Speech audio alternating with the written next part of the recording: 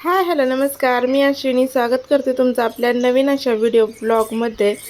तर बघा किती छान असा कोकिळेचा आवाज या इकडे ना ऐकायला येतोय.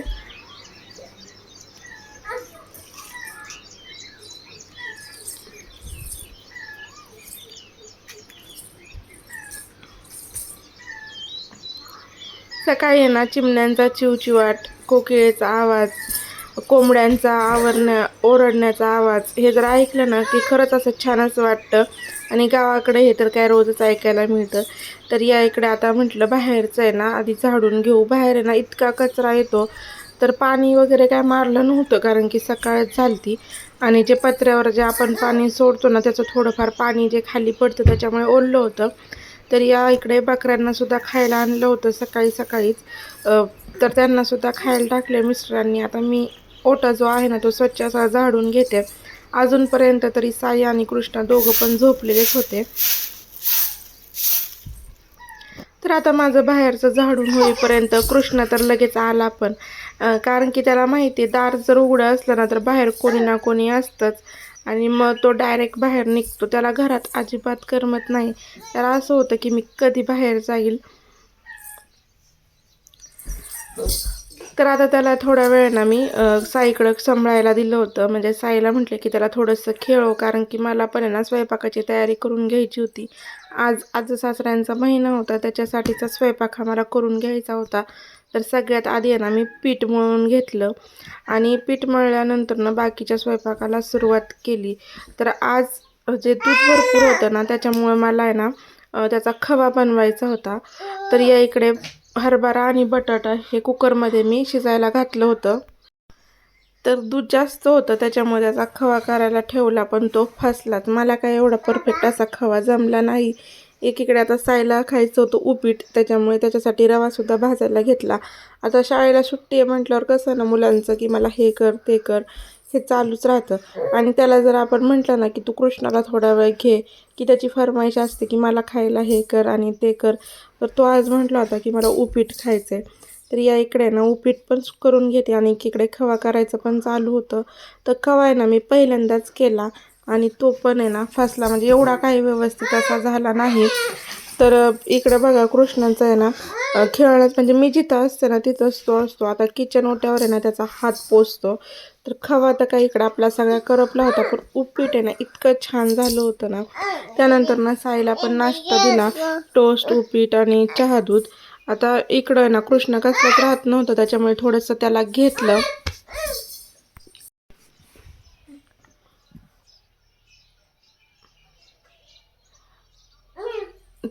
आणि त्यानंतर नाही ना बाकीच्या स्वयंपाकाला लगेच सुरुवात केली. कारण की जे जेवायला येणार होते ना ते म्हटले होते की मी 10 वाजेपर्यंत येईल. तर मला वाटलं होतं की माझा 10 वाजेपर्यंत स्वयंपाक होतो की नाही. कारण की मी आज स्वयंपाक करायला एकटेच होते. जसं की तुम्ही मागच्या व्हिडिओमध्ये पाहिलं असेल सासूबाई देवाला गेलेल्या आहेत 2-3 दिवसासाठी. तर सगळा स्वयंपाक जो आहे ना तो आता मला एकटीलाच करायचा होता. आणि तसं पण रोज पण सगळंच मला एकटीलाच करावं लागतं. तर याआधी आहे ना मी कुरड्या आणि पापड थोडेसे तळून घेतले होते. आता कुरड्या तर काही संपल्याच होत्या. पण शेजारच्या ताईंकडून 2-4 कुरड्या आणल्या होत्या. आणि दूध पाण्यात ठेवलं कारण की आता सकाळचं दूध आहे ना संध्याकाळपर्यंत तर खराब होऊन जातं किती पण ते चांगलं तापवलं तरी. तर या इकडे आता आपली भाजी जी आहे ना ती तयार झालेली आहे. ती शेगडीवर ठेवून देते. आणि त्यानंतर बाकीचा जो स्वयंपाक जसा होईल तसा आज मी करणार आहे. तर त्यांना मी परत फोन केला की तुम्ही नक्की किती वाजता येणार आहे. कारण की आपल्याला कसं वाटतं की आपला स्वयंपाक ते यायच्या आधी वेळेवर व्हायला पाहिजे. पण बाळ लहान असल्यामुळे ते जमत नाही. त्याचं पण सगळं जिथल्या तिथं मला करावं लागतं.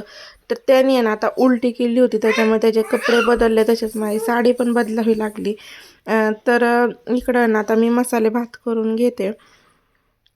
मसाले भाताची रेसिपी मी आधी पण तुमच्यासोबत शेअर केली होती. पण हा भात इतका छान झाला ना तर नक्कीच परत कधी जर केला ना तर त्याची रेसिपी मी तुमच्यासोबत शेअर करेल. तर आता साईची अंघोळ वगैरे झाल्यानंतर ना आम्ही जेवणासाठी म्हणजे खायला ना रानात आलो होतो. घरात मुलांना खायला घालायचं म्हणलं ना की त्यांच्या मागे पळा किंवा मग त्या टी व्हीच लावून द्या असं त्यांचं खेळणं चालू असतं. या झाडाखाली आलं ना अर्धा तास का होईना पण त्यांचं छान असं जेवण चालतं. त्यानंतर घरी आले. आधी बकऱ्यांना पाणी किंवा त्यांना खायला वगैरे ठेवलं, त्यांना सावलीत म्हणजे सावलीतचा जो दरवाजा आहे ना, सावलीत जायला लावलं. तर आता बाहेर आले ते म्हटल्यावर सगळी बाहेरची जी कामं आहेत ना ती करून घेतली.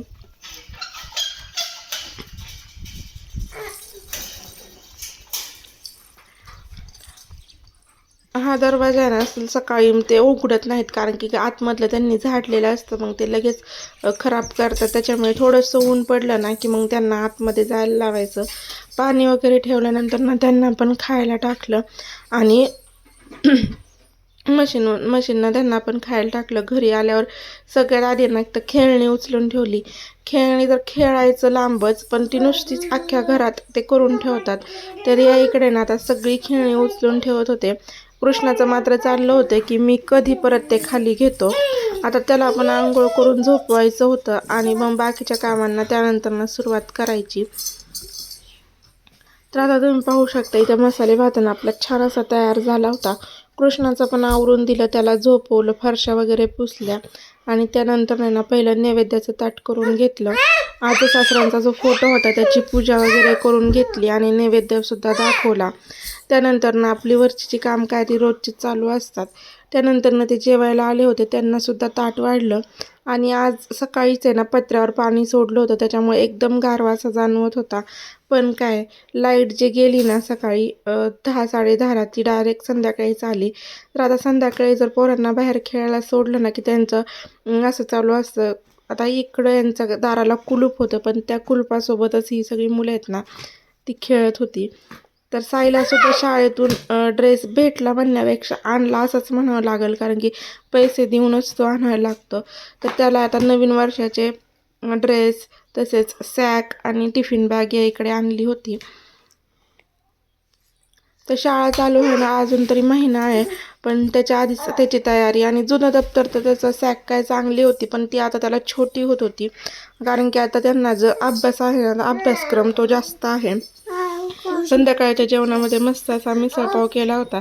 सगळ्यांची जेवणं झाली आणि त्यानंतर मी जेवायला बसले. तर असा आजचा छोटासा व्हिडिओ होता. आवडला असल्यास नक्कीच लाईक, शेअर आणि सबस्क्राईब करा.